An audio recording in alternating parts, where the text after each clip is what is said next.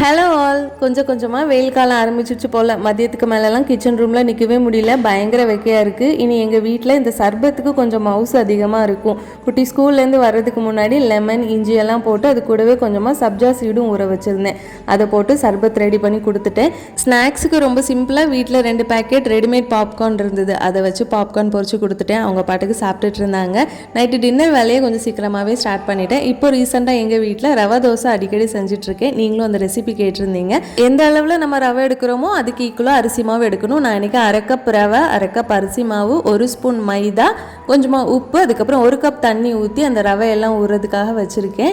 இப்போ இதுக்கு தேவையான வெங்காயம், இஞ்சி, கருவேப்பிலை, கொஞ்சம் பெப்பரையும் தட்டி சேர்த்துக்கிறேன். காரத்துக்கு பச்சை மிளகா வேணால் சேர்த்துக்கலாம். 10 நிமிஷம் ரவை நல்லா ஊறினதும் 2 கிளாஸ் தண்ணி எக்ஸ்ட்ரா சேர்த்து லூஸாக மாவை கரைச்சிட்டு கட் பண்ணி வச்சுருக்கதை எல்லாம் உள்ளே சேர்த்துட்டு தோசை சுட்டு எடுத்துட வேண்டியது தான். மதியம் வச்சுருந்த சாம்பார் இருந்தது, கூடவே சட்னி வச்சு சாப்பிட்டாச்சு. நாளைக்கு இன்னொரு vlogல பார்க்கலாம்.